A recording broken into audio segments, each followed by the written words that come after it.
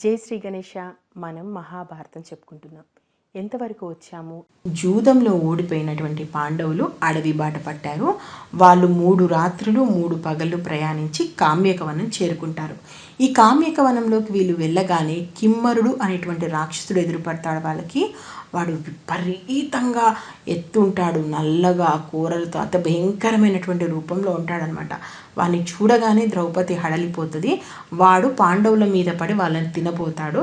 ముందుగా ధర్మరాజుని అడుగుతాడు, అసలు మీరెవరు, ఇక్కడికి ఎందుకు వచ్చారు అని. అప్పుడు ధర్మరాజు అంటాడు, నా పేరు ధర్మరాజు, వీళ్ళు నా 4 తమ్ముళ్ళు, భీముడు, అర్జునుడు, నకల సహదేవులు అని చెప్తాడు. భీముడు పేరు వినగానే కిమ్మరుడికి ఎక్కడ లేని కోపం వస్తుంది. ఎందుకంటే ఈ కింబరుడు ఎవడో కాదు, బకాసురుడి తమ్ముడు. వీడే కదా నా అన్నను చంపింది, నా స్నేహితుడైనటువంటి హిడంబుని చంపాడు, వాడి చెల్లెను లేవదీసుకెళ్ళిపోయాడు. వీడు ఎప్పుడెప్పుడు దొరుకుతాడా అని చూస్తున్నానని చెప్పేసి భీముడి మీద పడి యుద్ధానికి వస్తాడు. దాంతో భీముడికి కిమ్మరుడికి విపరీతమైన యుద్ధం జరుగుతుంది. దేని పడితే దాంతో కొట్టుకుంటారు. మామూలుగా కాదు అసలు. పర్వతాలు, చెట్లు, ఇంకా రక్తం కారిపోతుంది. చివరికి తన 2 భుజాల మధ్యన వాడి మెడను ఉంచి ఒరిచి చంపేస్తాడు భీముడు. సో అలా కిమ్మరుడు చనిపోవడంతో కామ్యకవనం అంతా కూడా అక్కడ ఉన్నటువంటి జంతువులన్నీ కూడా స్వేచ్ఛగా బ్రతకడం ఆరంభిస్తాయి. సరే, ఇది ఇలా ఉంటే ఈ విషయం కౌరవులకు తెలుస్తుంది. తెలిసి ఇంకా మాకు కూడా మూడింది అని చెప్పేసి వాళ్ళలో వాళ్ళు మాట్లాడుకుంటారు. మరోవైపు ఇక్కడ ద్రౌపదికి జరిగినటువంటి అవమానం ఆ నోట ఈ నోట ప్రపంచం మొత్తం తెలిసిపోతుంది.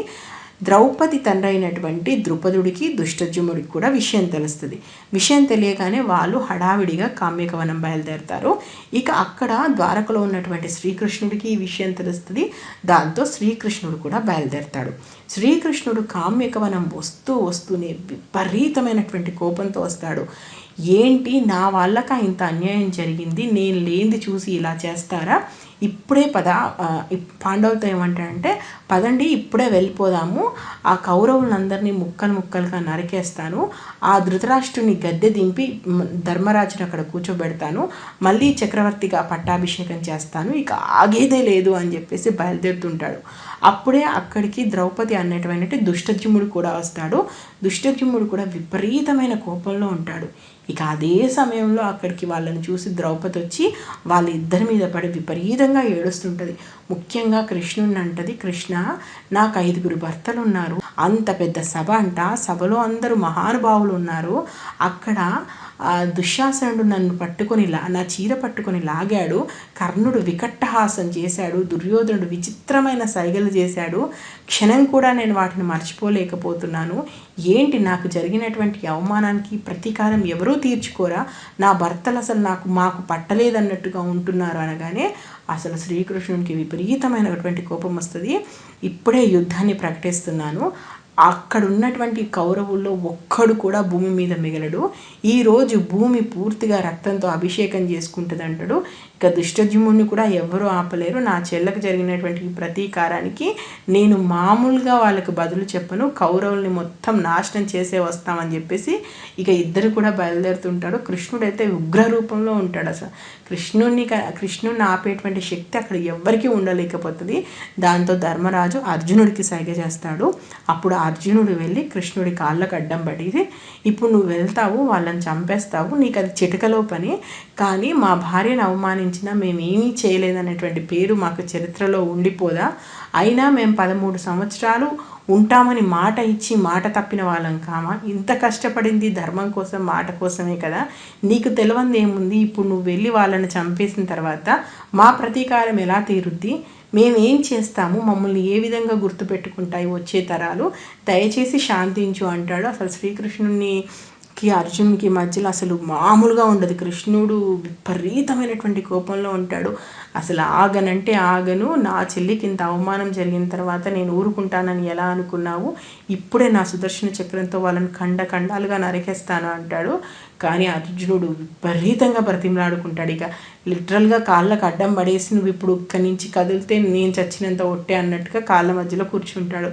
దాంతో ఇంకా శ్రీకృష్ణుడు దుష్టజుమ్నుడు మెల్లగా శాంతించి ద్రౌపదికి మాటిస్తారు, 13 సంవత్సరాలని నీ భర్తలు అంటున్నారు, 13 సంవత్సరాలు ఎదురు చూద్దాము, ఆ తర్వాత కౌరవుల్ని ఆ బ్రహ్మదేవుడు కూడా ఆపలేడు, ఖచ్చితంగా వాడి చావు వచ్చి తీరుతుందని చెప్తారు. కృష్ణుడు దుష్టజుముడు అనేటువంటి మాటలకి కాస్త ద్రౌపది కూడా నెమ్మదిస్తుంది. ఇంకా అప్పుడు కృష్ణుడును ధర్మరాజు మాట్లాడుకుంటుంటారు. అప్పుడు కృష్ణుడు ధర్మరాజుతో ఇలా అంటాడు, మీరు జూదానికి వెళ్తున్నటువంటి సమయంలో నేను రాలేకపోయాను. కారణము సాల్వుడు ద్వారక మీదకి దండెత్తుకుని వచ్చాడు. వాడు ద్వారకను చుట్టుముట్టేశాడు. పట్టణాన్ని మొత్తము అక్కడ ఉన్నటువంటి ఉద్యానవనాలన్నీ నాశనం చేశాడు. చెట్లన్నిటినీ కూడా తీసి ముక్కలు ముక్కలు చేసేశాడు. అంతా ద్వారక పట్టణాన్ని అంతా కూడా విపరీతంగా అల్లకల్లోలం సృష్టించాడు. ఈ సాలుడు ఎవరో కాదు, మీకు తెలుసు కదా, శిశుపాలుడి తమ్ముడు. అక్కడ రాజసూయంలో నేను శిశుపాలుని చంపగానే వాడి దగ్గర సౌంబకం ఉంది. ఆ సౌంబకము మనోవేగంతో తీసుకెళ్ళిపోతుంది. దాంతో నేను అక్కడ ఉన్నటువంటి సమయంలోనే నేను ఇంద్రప్రస్థంలో ఉన్నటువంటి సమయంలోనే వాడు ద్వారక మీదకి దండెత్తుకొని వెళ్ళాడు. నన్ను చంపుతానని చెప్పేసి నా రాజ్యాన్ని మొత్తం నాశనం చేయాలని చూశారు. దానితో సాలుడితో యుద్ధం చేయాల్సినటువంటి పరిస్థితి వచ్చింది. నేను నా కొడుకు ప్రద్యుమ్నుడు అందరం కూడా యుద్ధంలో పాల్గొన్నాము. దానితో నేను నేరుగా హస్తినాపురం రాలేకపోయాను అంటాడు. మరి ద్రౌపదికి పరాభవం జరుగుతున్నటువంటి సమయంలో ఇక్కడ ద్వారకలో సాలుడితో యుద్ధంలో ఉన్నాడు శ్రీకృష్ణుడు. మరి ఎక్కడో హస్తినాపురంలో ద్రౌపదికి అన్యాయం జరుగుతుంటే ఎలా కాపాడాడు? ఈ కృష్ణమాయ ఏంటి? నెక్స్ట్ ఎపిసోడ్లో చూద్దాం. నేను మహాభారతం ఉన్నది ఉన్నట్టు చెప్తున్నాను. మీకు నచ్చితే ఆశీర్వదించండి. ఇప్పటి వరకు మహాభారతంలో ఏం జరిగిందో తెలుసుకోవాలనుకుంటే మన ఛానల్లో ప్లేలిస్ట్లోకి వెళ్తే మహాభారతం ప్లేలిస్ట్ ఉంది, మీరు చూడొచ్చు. Thank you. జై హింద్.